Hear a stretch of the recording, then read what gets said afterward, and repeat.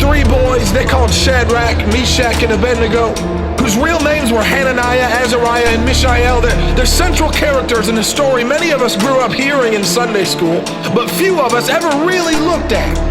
They were put in an impossible situation, and they came through untouched and victorious.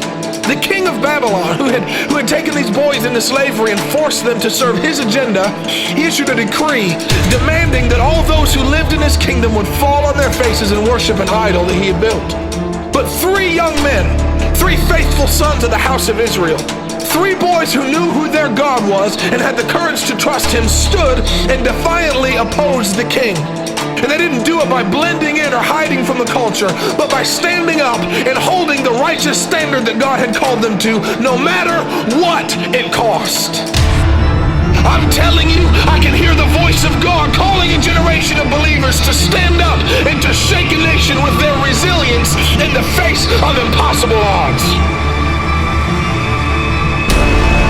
Given a choice to either bow down and worship this idol or be thrown into a furnace and burned alive, these men stood firm and they said to the king of the most powerful empire on the planet, "We do not need to defend ourselves before you in this matter.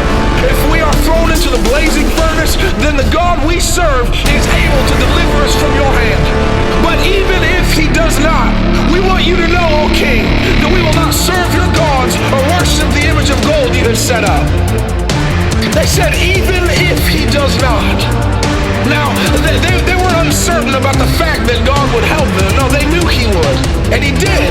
But they stood up and said boldly, even if we knew there was no help coming for us, we still wouldn't worship your idols, because only one is worthy of our praise, and that is Yahweh God, the great I am. Oh, for a people who are so fixated on the heart of the Father that they can be neither seduced nor intimidated by the world.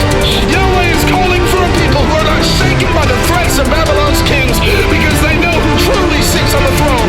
A people who will stand up against whatever may come and say, do your worst. Even if it costs us everything, we will not give an inch. Even if we lose it all, even if they hate us for it, even if